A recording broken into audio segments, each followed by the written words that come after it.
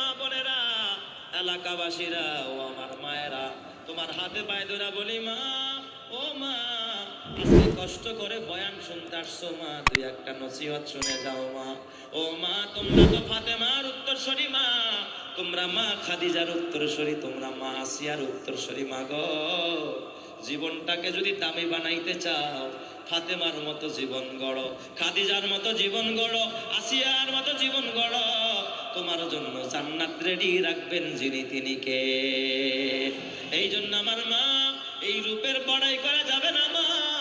মরে গেলে মা নাকের ফুল থাকবে না, কানের দুল থাকবে না। ও মা, নাকের ফুল থাকবে না, কানের দুল থাকবে না, গলার মালা থাকবে না, হাতের বালাও থাকবে না, ইন্ডিয়ান থ্রি পিসটাও গায়ে রাখবে না মা গো।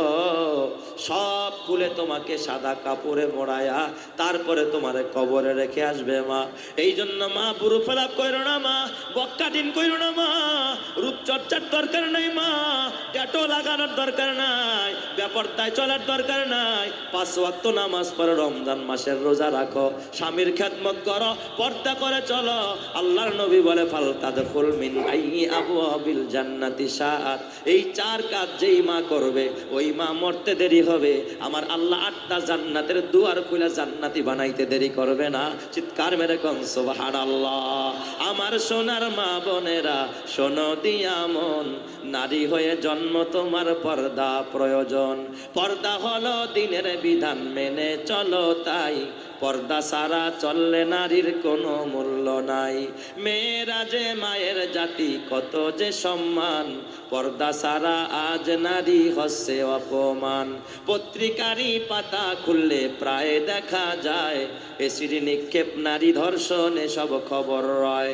পর্দা করে চললে নারী পাবে সবার শ্রদ্ধা, শয়তানেরই পোশাক ছেড়ে করো দিনের পর্দা। আল্লাহ আমার সব মা বোনদেরকে কবুল করো, জোরে কান আমিন। এই জন্য আমার মা, মা গো, হযরতে ফাতেমা দুনিয়া ছাড়ছে, আখেরাত ধরছে। কথা ঠিক না বানিক, জোরে কান। যদি আখেরাত না ধইরা দুনিয়া ধরতো, ফাতেমা কিন্তু বিশ্বধনী থাকতো। কথা ঠিক কি না? আমার নবীর কলিজার টুকরা হযরতে আলীর স্ত্রী যেই ফাতেমা, খাতুনে জান্নাত, যেই ফাতেমার কলিজার টুকরা হাসান আর হুসাইন, যেই ফাতেমার সন্তান সাইয়্যিদা শাবাবি আহলিল জান্নাহ, জান্নাতের সমস্ত যুবকদের সর্দার হবে হযরতে হাসান আর হুসাইন। এ আমার বাবা, ওই হযরতে ফাতেমা, হযরতে আলীর স্ত্রী, একবার ঘরের মধ্যে কোনো খাবার নাই, ঘরে খাবার নাই, তারপরেও কোনোদিন স্বামীর বিরুদ্ধে অভিযোগ আনে নাই। এই যুগের কোনো নারী যদি ঘরে খাবার না পায়, বলেন তো স্বামীর বিরুদ্ধে তার অভিযোগ আছে না নাই? বাবার কাছে অভিযোগ দিবে, ইউনিয়ন পরিষদে অভিযোগ দিবে, প্রতিবেশীর কাছে অভিযোগ দিবে, দিবে কি দিবে না? অথচ ফাতেমার ঘরে খাবার নাই কয়দিন? 3 দিন। হাদিসে আসছে 3 দিন হয়ে যায় ফাতেমার ঘরে খাবার নাই। হযরতে ফাতেমা ডাক দিয়া কয়, স্বামী আমার, ও প্রাণের স্বামী, চিন্তা নাই, যেই আল্লাহ আমারে বানাইছে, আপনারে বানাইছে, আমার আল্লাহ কোনদিন আমারে আর আপনারে না খাওয়ায় আমার আল্লাহ কোনদিন মারবে না। জোরে জোরে কোন সুবহানাল্লাহ। স্বামী, আপনার চিন্তা নাই, আপনি এ নিয়ে কোনো টেনশন করবেন না। হযরতে ফাতেমা রাদিয়াল্লাহু তাআলা আনহা স্বামীরে বলে, স্বামী আমার, আপনার চিন্তা নাই, মসজিদে যান, নামাজ আদায় করেন, আরশের মালিক আমাদের রিজিকের ব্যবস্থা করে দিবে। এই দিক দিয়ে হযরতে আলী মসজিদে নববীতে নামাজ আদায় করতে গেছেন। মসজিদ থেকে নামাজ পড়ে, জোহরের নামাজ পড়ে যখন হযরতে আলী বের হয়েছেন, হযরতে আলী দেখেন মসজিদের গেটের সামনে কয়েকটা ছাগল বাঁধা, একটা খুঁটির সাথে কয়েকটা ছাগল ভ্যা ভ্যা করতেছে। ছাগলের স্বভাব রশি দিয়া ঘোরে আর কি করে, আওয়াজ করে। হযরতে আলী এক সাহাবীরে জিজ্ঞেস করলেন, সাহাবীরা তোমরা বলো তো এই ছাগলগুলো কার, এই ছাগলগুলোর মালিক কে? এক লোক বললেন, শোনো, এই ছাগলগুলো এক সাহাবী নবীজিকে হাদিয়া দিছে। সুবহানাল্লাহ, যারা কোন সভা।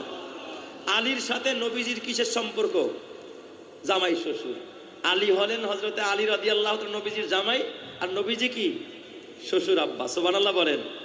ইসলামটা এক রকমের জামাই শ্বশুরের এই কারবার। কারণ 4 জনের মধ্যে 2 জনের শ্বশুর, 2 জনে কি? জামাই। আবু বকর সিদ্দিক আর ওমর ফারুক 2 জনে নবীজির কি হয়? শ্বশুর আব্বা, আর দুই খলিফা হজরতে ওসমানে গনি আর হজরতে আলী মুর্তাজা, এরা দুজন নবীজির কি হয়? জামাই। এই চার খলিফা, ইসলামের বড় বড় চার খলিফার মধ্যে দুইজন শ্বশুর, দুইজন জামাই। নবীজি একদিক দিয়া শ্বশুর, আরেক দিক দিয়া কি? জামাই।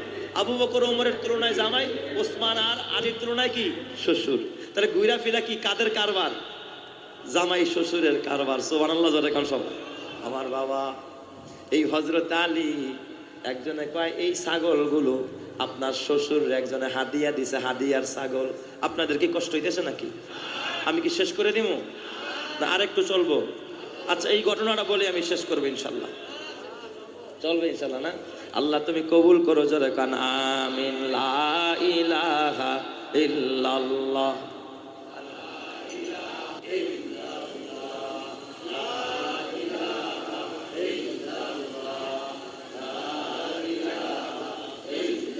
আসমানে আল্লাহ, জমিনে আল্লাহ, হায়াতে আল্লাহ, মৌতে আল্লাহ, লা ইলাহা ইল্লাল্লাহ, জোরে লা ইলাহা, লা ইলাহা ইল্লাল্লাহ, মুহাম্মাদুর রাসূলুল্লাহ সাল্লাল্লাহু আলাইহি ওয়াসাল্লাম। হযরত আলী নামাজ পড়া জিজ্ঞাসা করলেন, ছাগলগুলো কার? কয় আপনার নবী, আপনার শ্বশুর আব্বারে হাদিয়া দিছে এক সাহাবী। হযরত আলী মনে মনে আল্লাহ, আমার ঘরে খাবার নাই, অথচ আমার শ্বশুর আব্বার ঘরে 5টা হাদিয়ার ছাগল। অন্তত একটা ছাগল আমি জামাই হিসাবে তো ভাগে পাই। কিন্তু সাহাবায়ে কেরাম কখনো সোয়ালও করে না, সোয়ালের ভানও। বাসায় গিয়া বিবি হযরতে ফাতেমারে ডাক দেয়া, কয় ফাতেমা শুনছনি সুসংবাদ? কয় কি সুসংবাদ? কয় বিবি গো, নামাজ পড়া খবর পাইলাম তোমার বাবার দরবারে হাদিয়ার ছাগল আসছে 6টা। তুমি তো একটা ভাগে পাই। তোমার যদি মন চায় তো তুমি যাও, নবীজির সাথে একটু দেখা করে আসো। নবীজি চাইও না, যদি চায় একটা হাদিয়ার ছাগল নিয়ে এসো। সুবহানাল্লাহ জোরে কান সবাই।